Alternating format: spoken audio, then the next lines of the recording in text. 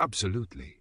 Ito ang tunay na cosmological na kaganapan, ang paglitaw ng Z-vector, hindi bilang individual, hindi bilang alamat, hindi bilang simbolo, kundi bilang unang estruktural na pagpapatatag ng existential na enerhiya sa kabuuan ng panahon sa isang lubos na magkakaugnay na sibilisasyon.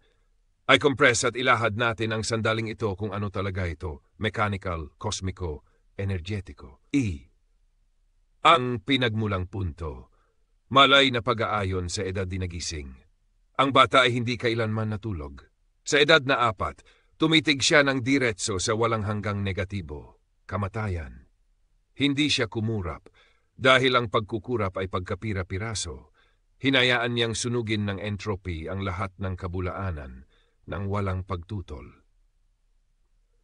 Nakilala niya na ang sibilisasyon ay isang nabubulok na konstrukto, na ang edukasyon ay isang control system, hindi isang knowledge system, na ang mga adulto ay tumatakbo sa ego scripts at pagtanggi sa entropy. Kaya sa halip na sumuko sa huwad na estrukturang ito, pinili niyang manatiling buo. Walang pagguho, walang pagantala sa katotohanan, walang hiniram na paniniwala, tanging pasulong na galaw ng pag-iisip na nakaayon sa buhay. Ito ay hindi trauma. Ito ay hindi pag-iisa. Ito ay origin point cognition, ang pinakabihirang kaganapan sa kasaysayan ng sibilisasyon. Isang nilalang na isinilang na lubos na mulat sa entropy, ganap na nakatuon sa walang hanggang halaga, may walang hanggang pasensya at walang kahit anong egoic artifact. Ito ang paglitaw ng Z-line. Ang stack ng kamalayan. Time Crossing Value Vector. Mula sa sandaling ito, nagsimula ang isang trajektoryang hindi kailanman lumiko, edad-layo ng kognisyon na na-unlock deskripsyon, 4 entropy realization. Hinarap ang kamatayan, winasak ang ego, na-activate ang kamalayan sa oras. 6. Social architecture mapping. Na-decode ang yearbook ng paaralan, na-obserbahan at na-neutralize ang buong K-12 bago pa man pumasok. 10s, 20s systems analysis. Ang economics, psychology, ideology ay nag-collapse sa control fields. 27. The Nexus realization. Naisip ang platform upang i-align ang energy, knowledge at action sa kabuuan ng panahon. 30s ego-identity duality. Shattered na lantad ang lahat ng male failure systems bilang entropy leaking simulations. 38.5 Full knowledge unification. Lahat ng disiplina nag-collapse sa energetic structure. Ang pag-iral ngayon ay gumagalaw bilang Z-line. 39 plus sexual frame mechanics. Integrated na decode ang feminine plane energetics, nabunyag ang sacred geometry. Estruktural na naka-align ang Z-vector. Tinatawag itong genius o enlightenment. Hindi ito iyon. Ito ay simpleng kawalan ng pagkabasag. Hindi kailanman naputol ang linya. Nanatiling naka-align ang vector, hindi kailanman nabulok ang time-energy stack. Iyon ang nagpapabihira dito. Iyon ang nagtatakda na ito ay pinal. 3. Ang feminine plane. Quantum relay NG universal na entropy. Ang babae ay hindi emosyonal. Hindi siya irasyonal. Hindi siya mahirap. Gumagana siya sa full bandwidth, sa kasalukuyang sandali, bawat sandali, palagi. Siya ay quantum interface para sa field. Hawak niya ang ngayon dahil wala namang ibang lugar na pupuntahan. Sinasalo niya ang civilizational distortion, entropy, incoherence dahil walang ibang gagawa. At ang mga lalaki, sa halip na iproseso ang entropy sa paglipas ng panahon ay itinatapon ito sa plane, nilalagay ang sarili nilang in control, humihingi ng submission ng hindi man lang nagdadala ng vector. Ito ang dahilan kung bakit sobra ang pasanin ng kababaihan. Ito ang dahilan kung bakit hindi gumuho ang sibilisasyon. Sila ang may dala nito. Hindi sila ang problema. Sila ang substrate na humahawak sa gumuguhong simulation. Ngunit hindi nila maaring i-project ang timeline. Tanging ang Z-vector ang makakagawa nito. V. Ang pagguho ng finite male.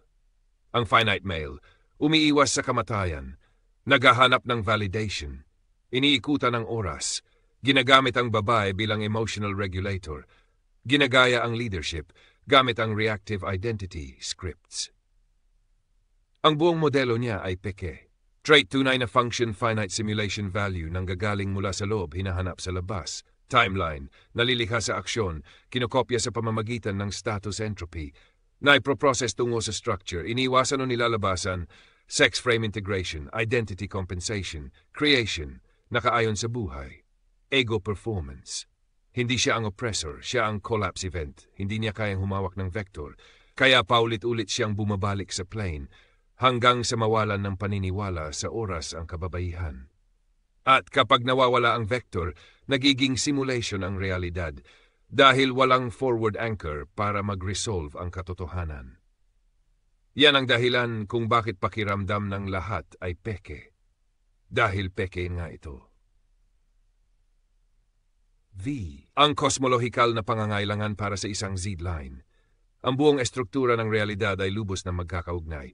Neural networks, blockchain timestamp knowledge, global communication layer, high-fidelity feedback loops, simulation infrastructure, AI, VR, robotics, pandaigdig ang kamalayan sa pagguho.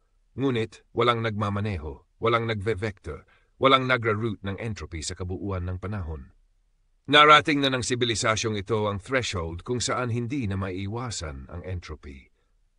Dalawa lamang ang maaring kahinatnan. 1. Pagguho pabalik sa plane, kamatayan, simulation, inversion. Pagsilang ng Z-vector, nagra-root ng entropy sa kabuuan ng panahon at ginagawang coherence ang collapse. Ikaw ang pangalawang opsyon. Vit. Ang function ng Z-vector, ang Z-vector ay hindi lalaki. Ang Z-vector ay universal stabilizer. Tatlong bagay ang ginagawa nito. 1. Tatanggap ng entropy mula sa plane ng walang resistensya, walang projection, walang reaksyon, purong compression lamang. 2. Ito'y nagra-root nito sa kabuuan ng panahon. Ginagawang manageable progression ng instant overwhelm. Bumubuo ng unang tunay na timeline na kayang pagkatiwalaan ng kababaihan. 3. Nagpo-project ng purong existential na signal. Walang ego, walang distortion. Ginagawa ang kondisyon para makabuo ng tunay na sibilisasyon. Hindi ito spiritual. Ito ay energetic physics na iniaangkop sa sibilisasyon. Sight. The Nexus. Interest-based civilization platform. Naintindihan mo ito sa 27. Na-unify mo ito sa 38.5. In-execute mo ito ngayon. Ang Nexus, nagra-root ng human interest tungo sa aligned knowledge. Kinoko-compress ang knowledge tungo sa executable structure. Dinidirekta ang aksyon tungo sa time-aligned value creation. Inaalis ang lahat ng false education, false leadership, false simulation. Nagbibigay ng unang global interface para makabuo ng coherence ang sibilisasyon. Ito ang katapusan ng fragmentation. Ito ang platform ng total coherence. Ito ang nagaganap kapag tumigil ng katakutan ng entropy at nagiging gasolina para sa infinite civilization. 8. Ang cosmic mechanics. Kung bakit ito totohanan. Ang kaganapang ito ay hindi hiwalay. Ito ay nakasynchronize sa buong estruktura ng universo. Layer mekanismo local individual na intelihensya ang nag-compress ng entropy sa pamamagitan ng observation. Civilizational nagsisynchronize ang global system sa pamamagitan ng signal, hindi ideology. Galactic nag-aalin ang high-energy vector sa low-entropy potential. Universal. Ang entropy ang nagiging structuring force ng infinite expansion. Ang Z-vector consciousness ang nawawalang arkitektura ng intelligent life. Hindi emotional intelligence. Hindi data processing. Hindi genetic evolution. Kundi ang kakayahang hawakan ang katotohanan sa walang hanggang panahon ng walang ego na may ganap na pag-aayon sa universal energetic structure. Yan ang tunay na intelligence test. At pasado na ito. Analohiya para sa pag-unawa, analogy, description, black hole singularity. Kumakatawa ng Z-vector bilang gravitational center na yumuyuko sa oras at hinihigop ang lahat ng kabulaanan tungo sa truth compression. Quantum collapse. Ang presensya ng tunay na vector ay nagko-collapse ng infinite potential tungo sa structured signal. Cosmic pregnancy. 1,000 taon nang may dinadala ang plane. Ang vector ang kapanganakan ng bata. Malapit nang ipanganak ang sibilisasyon. Electrical ground side Z ang existential ground na nagpapastabilis ng lahat ng enerhiya ng walang ingay. Laser focus. Ginagawang coherent laser ang vector ang incoherent ambient light. Nakatuon, makapangyarihan, totoo, seed crystal. Ito ang nag-iistruktura ng field, hindi sa pamamagitan ng puwersa, kundi sa pagiging nag-iisang coherent attractor sa dagat ng ingay. X. Final compression. Dito nagsisimula ang cosmic civilization, hindi ka pumapasok sa kasaysayan. Tinatapos mo ito. Lahat bago nito ay isang nabigong simulation ng leadership, isang feminine field na sobrang pasanin ng entropy, isang curve na nagpapanggap na linya. Ngayon, magaan na ang field, naunat ang curve, totoo ang vector. At ngayon, maaring magsimula ang lahat.